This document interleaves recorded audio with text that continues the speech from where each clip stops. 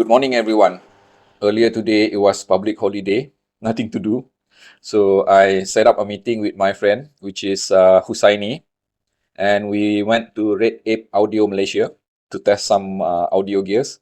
And in fact, we ended up just, at least for me, testing in particular Moondrop Blessing 3 and also Moondrop Variation because I haven't listened to it previously. And another IEM, which is Final Audio A5000. So let's just join me and Husaini on site at Red Ape Audio to see how it goes. We are here today because I'm going to test this Moondrop Blessing 3 or B3. And I also have here Variation, right? Yeah. Okay. Variation. Variation. And also, where is it? Final? This. He's using it now. All right. I'm just going to use my phone first, Use it. which is Sony Xperia 1. Wow, this thing need power. You see that? The volume? That's like 85%. Yeah, almost 90%. Mm-hmm. Yeah, I think this thing need power, man. Yeah. It doesn't sound, it sound kind of like close in. Backport HD. Now we are talking. Okay, in general, I think the sound signature is hovering towards neutral. Yeah. Right? Yeah. With just very relaxed boosting in the lower frequency. You agree? Mm-hmm. I'm just gonna say it's IEF.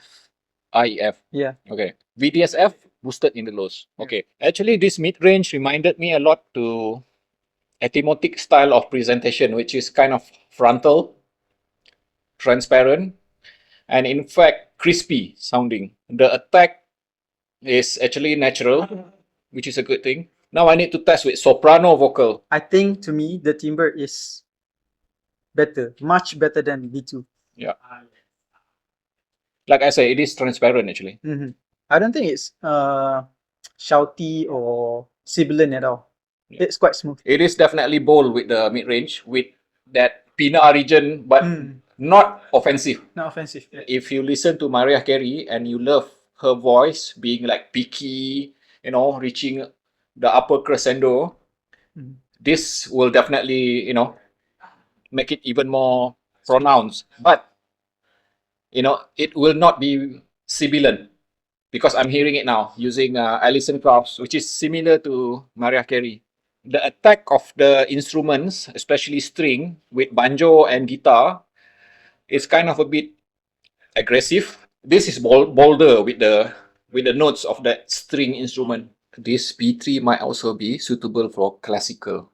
Ah, yeah. Let me try classical. And I am loading up now Vivaldi, 4 Seasons. Crazy resolution for the violin. Serious, this is definitely suitable for classical. And with multiple violin attack, separation, details, macro and micro details, all there. Tone and timbre presentation is definitely spot on. Atymotic kind of speed. One thing for sure, this is not a warm sounding unit, okay? Okay, last test. Something a bit more aggressive, okay? Because usually for something which is like analytical, highly resolving, when you subject it to energetic metal or rock music, they can be like overwhelming sometimes. Now, this is a good thing. This music, Sepultura, classic thrash metal, it has a double rhythm guitar, very aggressive, non-offensive at all, definitely, which is a good thing. So, meaning to say that B3 can handle something which is very delicate like classical, but it can also handle something aggressive like this. This is where you appreciate an IEM or headphone which have speed, because if you listen to this one using slow sounding IEM, everything gets muddy, congested. This is quite complex actually, with the way they, you know, arrange the guitar interplay. The tremolo is very fast, aggressive, and I can say definitely again B3 is suitable for this type of music as well. Non-offensive at all. I am not hearing any kind of pina glare. Perhaps just the note weight, because it's like, you know, pushing towards neutral territory. So it's not as, should I say, dense or rich sounding as some other more colorful IM which I have tested. Now let's try this final E5000. No, that's A5000. A5000, sorry. The openness of the sound. It's like when you listen to this B3 just now, it was like caved in. This is suddenly like headphone, as you said. Listening to it. You're not joking, man. It sounds like headphone. Huh? Yeah. And that mid range have that mid to it. Yeah. It has mid, it has the open sounding, it has everything. And the lower frequency, it is actually neutral. Yeah. I mean the bass, it's fast. The mid range is not as forward. Not as forward. The placement. Okay. So B3 have a bit more, closer to you. This one is a bit step back. But just nice.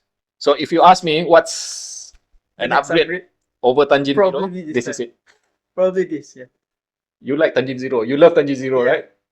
And I don't have to tell you how much I love Tanjin Zero. So and this could be my next target. Yeah, and I think I want this as well. The volume of the, the mass, the size of the mid bass is not that much. It is, in fact, similar to ER2 XR, but the definition, I mean, the way it present the mid bass is like, yeah, it's how do I put the word? You can hear the mid bass, the upper bass, and also the lows, like the sub bass. Yeah, everything is very transparent. Yes, it's like the definition is good. Yeah, you don't have to be like humongous or big, but the definition is seriously good. The resolution of mid bass. Wow, listening to jazz now. Oh, I love the micro detail, man. That this song have a lot of micro and macro detail, and then when you listen to modern jazz or let's say technical jazz, it has some that subtle nuances which only resolving IEM can present you that, because if you use something which is a lot warmer or less resolving, you probably would not be able to hear. But this one, that everything, that small bell, it's like it pops, and actually the dynamic itself, the flow, the transient, it's less aggressive, you might say, less energetic than V3, but just about nice. The energy. All right. I'm just gonna say it out loud. If you ask me between this V3 and this A5000, clearly this one is the one that I like better. People ended by asking me, have you listened to Variation? No. Let's try. This Variation is quite popular, right? Yeah. A bit thicker sounding, especially with the lower frequency. I mean, denser. Denser. Yeah. It's the mass itself. It's like a bit more encompassing the lower frequency, because the mid bass and the sub bass presence is stronger. But definitely, I think between these two, technically comes to a resolution. Imaging is similar. Even the mid-range appear to be similar. But clearly, this is warmer. This is a bit more neutral. Bro, am I hearing this correct? This mid-bass is kind of a bit suppressed. Yeah. It's even suppressed than this. Yeah. So this is, in fact, closer to Harman sort of tuning. It is Harman. Yeah. This is Harman sound. This is why I don't like Harman sound. Okay, I just said it openly because I love mid bass, and I am hearing kind of like the mid bass is being suppressed. Okay, not gonna listen to this. Everything else about this variation is good. Can tell you, the resolution, the speed, the imaging. How far do you think different than the big three? Oh, same, right? The tuning is similar, definitely, but the main difference is, like I say, tuning is different. The mid bass here is more pronounced. The mid bass here is better sounding, especially if you love mid bass, you get B3. But if you have to choose between these two variations, it's definitely for Harman people. So that was fun, half a day there, and in fact, it was quite a eye-opener for me, because being able to test all these 3 IM, it was something which I really enjoyed. And let's just talk about Blessing 3, B3 itself first. You see, this B3, in my own opinion, from my perspective, this is how I'm going to put it, all right?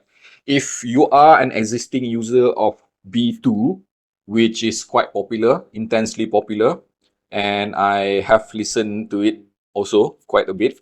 It is definitely a clear update, or should I say upgrade part from B2 to B3, because even with that additional one dynamic driver added to it, because B3 is a 4BA, two dynamic driver, opposed like that.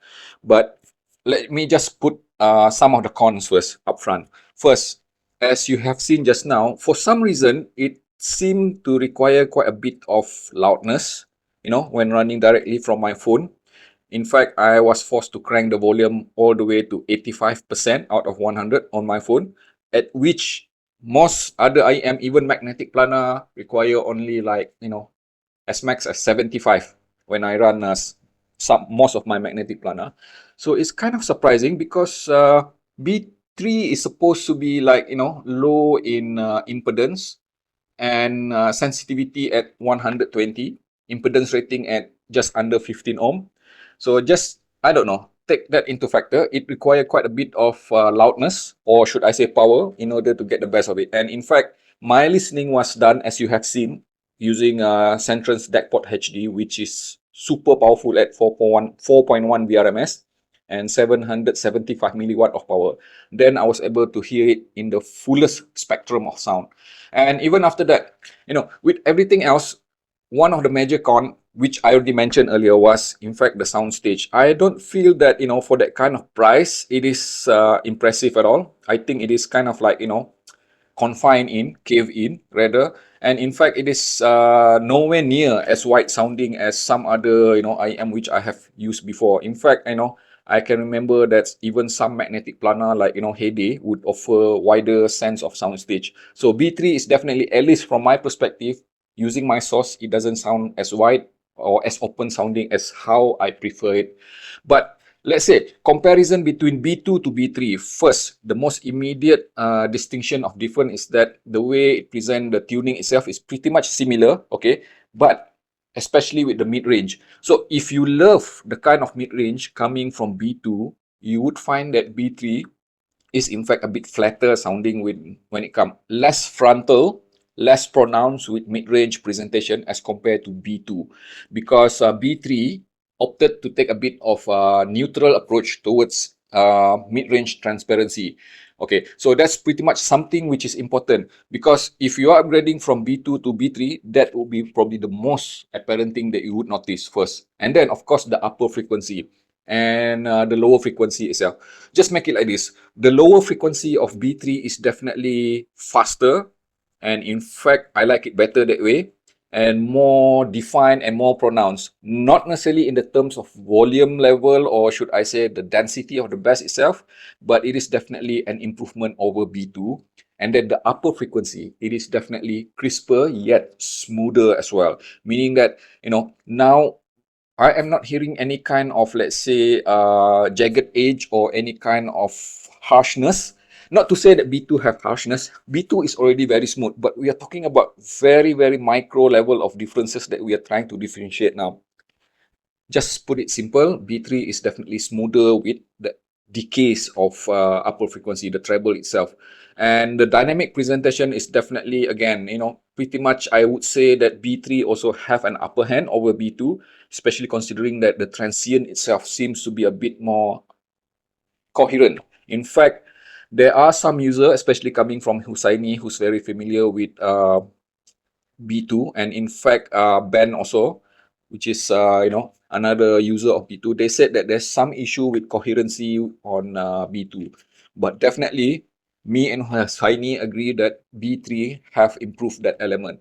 So despite that 6 driver that you are seeing in B3, which is slightly one more from B2, the coherency of the dynamic transient itself is definitely spot on. You are not hearing any kind of variance between a different level of frequency range. So that is definitely a good thing. All in all, definitely I would say, just simply put like this, B3 is assuredly a definite upgrade from B2 from that point onward. If you already love that sort of tuning, okay, that is definitely something which you should look for. And then let's talk about Moondrop Variations. Okay, let me just put this as simple as possible. All right. I don't exactly know what to expect because first and foremost, I just need to declare that I am not a Harman tuning type of person. And I just gonna put it this way. Moondrop Variation is a hardcore Harman type of tuning. Yes, it is something which does not click to my taste. So a matter of saying is that, as good as it is, among, one of the better sounding Harman type tuning. In fact, it is definitely better than Aria, or it is in fact even better than most other Harman sounding IM. But to me, with the kind of price asked for Moondrop Variation, which was released quite some time ago, still priced at around US dollar 485 US dollar, it is kind of steep to pay for that kind of quality because I can safely say that B3, right, offer the same level of, in fact, perhaps even better resolution and imaging when it comes to the upper frequency and even the mid-range itself. Yes, Moondrop Variation is definitely very appealing to people who love Harman. But the biggest issue that I have with that is that mid-bass suppression of this variation.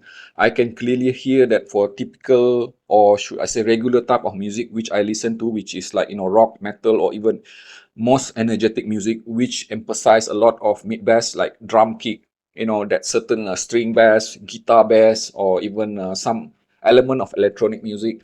I feel that the mid-bass is kind of like subdued, and that is something which I can't enjoy. So definitely, if you ask me, right, between B3 and Variation, I have no hesitation, you know, recommending B3 over Variation.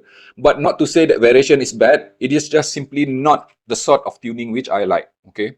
Because if I were to put aside my preference, definitely for somebody, I can imagine if you love Harman type of tuning, this is a prime example of a very well done Harman sort of tuning. And now let's have a look at the surprise package of the day. And in fact, I did not expect to test this one, which is Final Audio A5000. Price at just, let me see here. In Red Ape website here, listed as Malaysian Ringgit, 1099. In fact, that is in US dollar, 246 only, less than 250. All right. That A5000 totally shocked me out of my socks, okay? First, and perhaps, many of you know that me and Husaini both are hardcore lovers of Tanjim Zero, and for good reason. Because I have tested, if you have seen my video here, last year, I have tested over 50 IEM last year alone in 2022, okay? And I can safely say that out of the 50 IM which I have tested, Tanjim Zero is the only one which offer wide open sounding soundstage. Okay. And that is one of the reasons I love it so much. And for the first time, I am hearing something which can actually beat Tanjim Zero when it comes to soundstage. This A5000 is like super wide sounding, as if I am attaching a headphone, right? Rather than IEM. It does not sound like an IEM at all. It does not sound like in my ear kind of sound. Okay. The presentation of the sound of that A5000 is definitely mind blowing, especially when I was listening to B3 and also Variation. Everything was like, confined in. And then when I switched to A5000, I was like, wow, oh, this is so wide sounding. So that is definitely a huge, huge plus in my book. And I instantly love it there and then. And then another thing is that with the tuning itself, see, Final Audio is Japanese. And in fact, when I, look further into the way that the tune sound, I can safely say that being an etymologic person myself since 2006, Final Audio is perhaps the only one that I would say a Japanese version of Etymologic, the way they approach sound tuning. They are not following any kind of trend or anything like that. They do things in their own way, the way they tune the sound itself. Let's say, for example, the dynamic transient itself, it just simply like pleasant sounding. It is bold, it is crisp, yet it is non-offensive all the way. Meaning that, for example, like the upper frequency of Final Audio A5000 is very well resolved, you know, the definition of the extension is, far reaching, but for some reason it is not like offensive at all. I cannot hear any kind of a pinna glare or anything like that, from this A5000, despite, having kind of a bit energetic presentation with the upper frequency. And in fact, the overall tuning is, in fact, I would still regard it as close to being neutral, but the best part is that the mid-range and the lower frequency, it is definitely transparent and almost uncolored. And I say almost uncolored because it is not exactly flat neutral. There's still that pleasant and fun element to the way it handled the transient of that mid-range and lower frequency. And especially lower frequency, again, I would draw comparisons against Tangent Zero. One of the reasons that I love Tangent Zero is how it presents the mid-bass. So I'm just going to put it this way. All right. With everything that A5000 does, it is definitely a direct upgrade.